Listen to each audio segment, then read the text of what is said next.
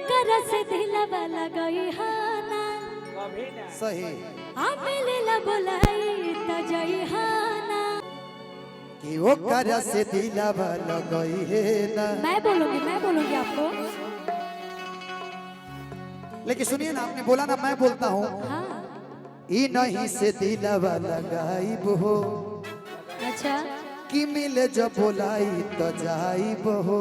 तो सुना का होई बात ना मन बता जान तड़का होई तो चीता बदल खिया के तोहर मार दे मतिया आई सवतिया ए राजा हाय सवतिया, ई सवतिया, हाँ ई सचो सवतिया बिया। कि चीता बदल खिया के तोहर मार दे मतिया आई सवतिया ए राजा सुना और ये धारा बज सोवतिन के साथिया तभी गड़ी आदतिया ए राजा और ये और ये ओकर से दिलवा लगई हाना मिलेला बोलाई त गई हाना एकरा से दिलवा लगाई बना, मिलना बोलाई तो जाइब ना। सीता बदल खिया के तोहर मार दे मतिया सवतिया ए राजा सीता बदल खिया के तोहर मार दे मतिया सवतिया ए राजा ए कौन है सवतिया? हाँ ये सवतिया ए सवत कि पियऊ दुबर भइला हो आ सवतिनिए के चक्कर में पियऊ दुबर भइला ना कि ऑपरेशन के चक्कर में पियाऊ दुबर भइला हो। मैं बजा दीजिएगा कि पियऊ दुबर भइला हो ए पियाऊ दुबर भइला हो, सवतिनिए के चक्कर में पियऊ दुबर भइला कि पियऊ दुबर कि पियऊ दुबर भइला कि पियऊ दुबर भइला सवतिनिए के चक्कर में पियऊ दुबर भइला सवतिनिए के चक्कर में पियाऊ दुबर भइला हो। झुमका झुलनिया भोले दे दिया झुमका झुलनिया भोले दे दिया दिल न कोनो सवतिन के दिया झुमका झुलनिया भोले दे दिया दिल न कोनो सवतिन के दिया कोहबर के बतिया याद कली हो।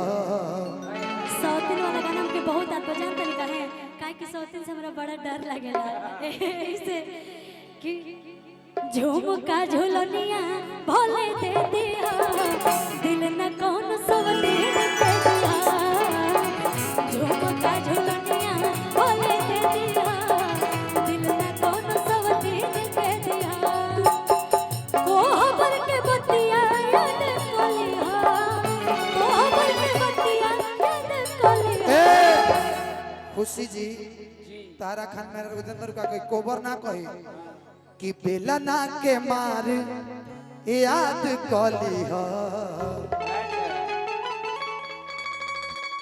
कि दिल न कौन सौतिन के दिया। कि अरे ओकर से दिलवा लगई हाना सही बात मिलेला बा। बोलाई त जई हाना ओकर से दिलवा लगई हो ना, मिलेला बोलाई तो जई हो ना। चिता बदल खिया के तोहर मार दे मतिया सवतिया ए राजा ए और धर गज सवतिन के साथिया तभी गड़िया गतिया ए राजा और धर गज सवतिन के साथिया तभी गड़िया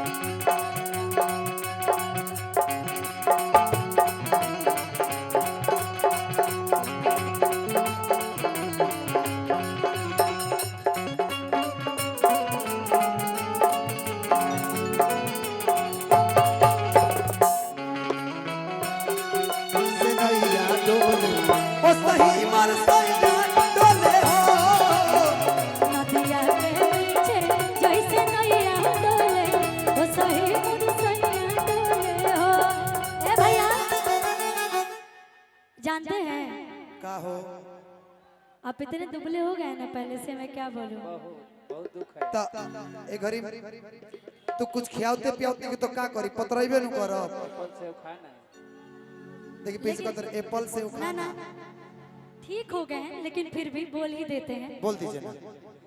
कि अरे पहले रहले काजू आयो खरोट हो गइले, सही अब पातर रहले पहले अब त मोट हो गइले। हे हरि राम कृष्ण जगन्नाथ हम प्रेमानंद, ये ये क्या हुआ?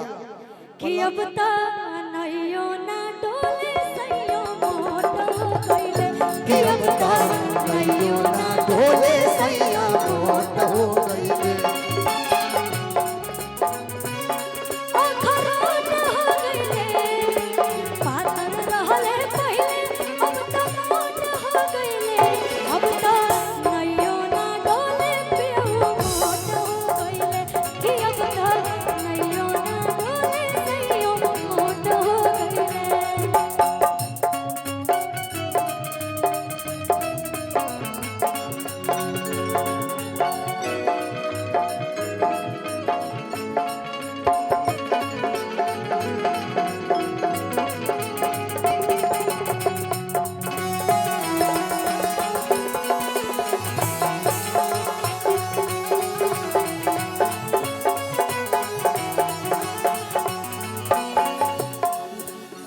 जानते हैं हमको आपसे बहुत डर लगता है, जानते हैं क्यों? काहे हो? बहुत सीधे साधे हैं ना आप।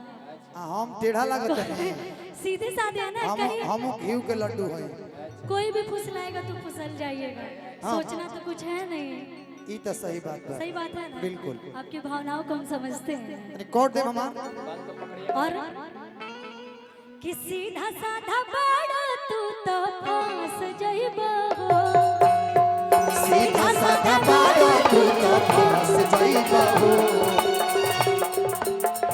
दिलवा के भीतर जाके बस जइबो ए राजा। दिलवा के भीतर जाके फंस जइबो। देखो ऐसा हम कहने हम घी के लड्डू खान बानी, कब के हमरा कहने से फोड़ ली, कब कहने से फोड़ के आ गप दे मुंह में डाल ले। कह रहे हैं तो मान लीजिए, नहीं तो पछताना पड़ेगा आपको। प्रीतियो चाहते रे हमो कब मुंह में डाल ले मुंह में डाले। कि सीधा साधा जान के तो अरे फंस जइबो। आओ कर फेरा में जाके फंस जइबो, ओ करे फेरा में जाके फंस जइबो।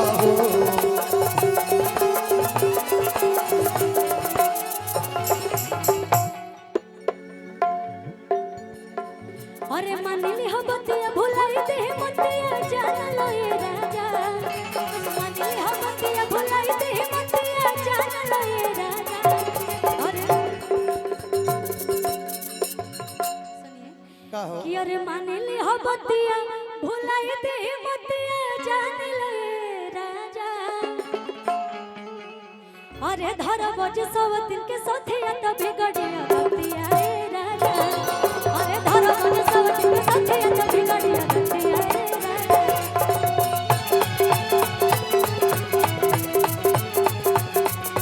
और बजे सब के बतिया तो